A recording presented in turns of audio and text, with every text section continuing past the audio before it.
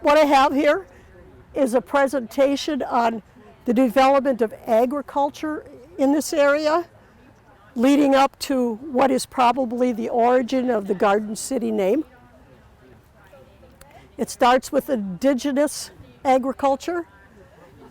Horticulturalists agree that bitterroots and blue camas, their distribution in the Pacific Northwest indicates that they were deliberately planted and then cared for in various places throughout the Northwest. There was also some tobacco growing in the Tobacco Valley on the northeast part of the state, and the Crow grew tobacco in the southeast part of the state. The state was not conducive to the agriculture of maize, however.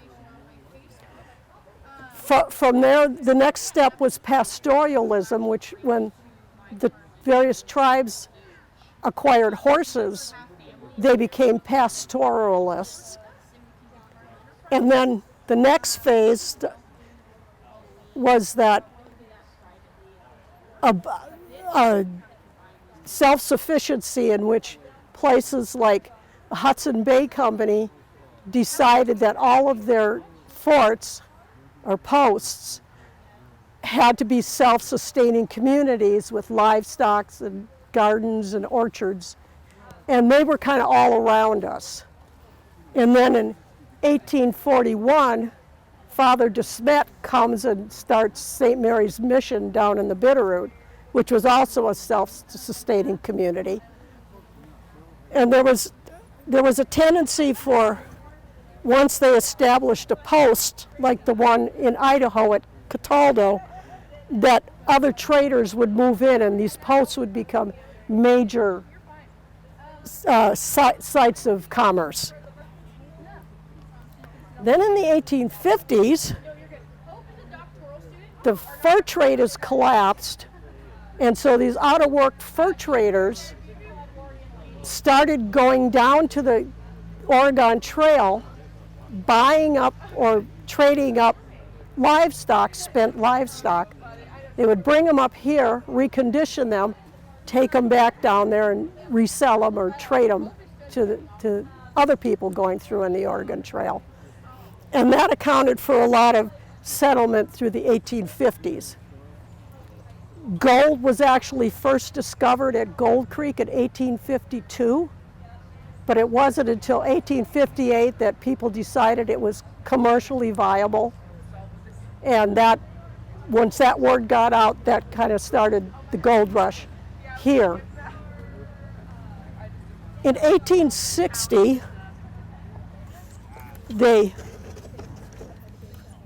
built the Mullen Road, which was a military enterprise.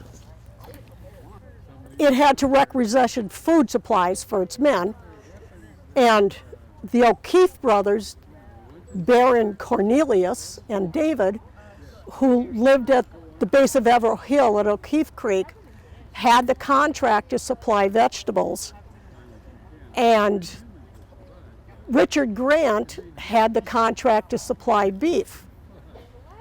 And after the Mullen Road was built in 1860, in the fall of 1860, David O'Keefe took a load of potatoes and cabbages to Fort Benton. And this is what kind of the earliest mention of a garden city, because we could grow crops here that wouldn't grow in other parts of the state. And the city part, I believe, comes from when they were talking about incorporating Missoula Mills, they were going to incorporate it as Missoula City, which didn't take. But I think that's where the city part of the name comes from. In the 1860s, it's kind of dominated by mining. By the 1870s, there's an Iron Mountain mine over by what is today Superior at a town that they called Cedar City. And a lot of the commerce switched over there for a while, and then, mines play out. So after that, all the center commerce kind of came back over this way. After that, we have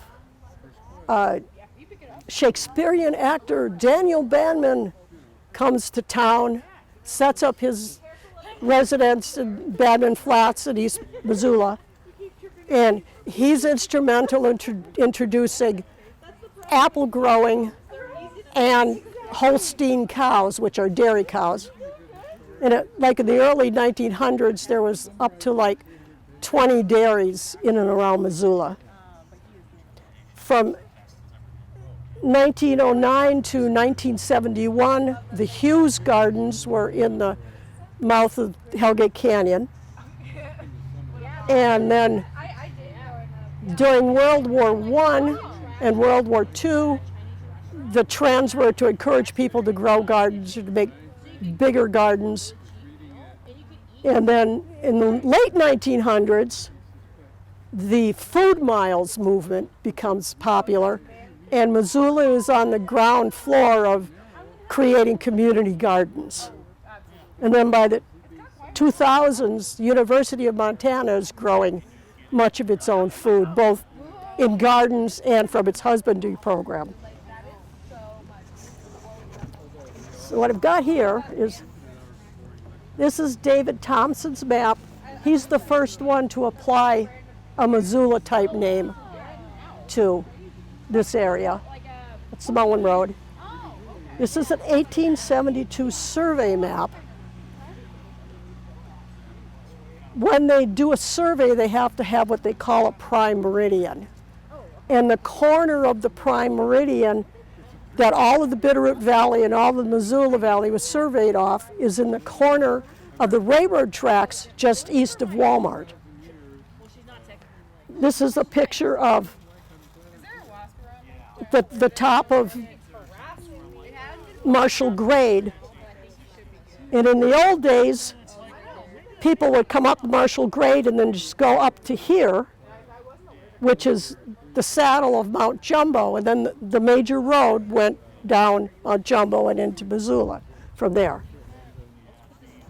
On this side, we've got sections of the Mullen Road today. This is Sohan St. Regis Pass, which is on the Lookout ski area. And when I was there in 2011, this was all that there was to show that this was the pass that Mullen had gone through. That says Mullen Road. When they were blasting this section above Point of Rocks, this is where they camped at the Crystal Springs exit on I-90. This was blasted with black powder because dynamite hadn't been invented yet. And Mullen went before Congress and swore that all sections of his road were 16 feet wide. And this is not 16 feet wide, but we'll let him get away with it. And then in the winter of 60-61, he wanted to build a bridge across the mouth of the Blackfoot River, and he developed containment right, and this is here at the mouth of the Blackfoot River. And I have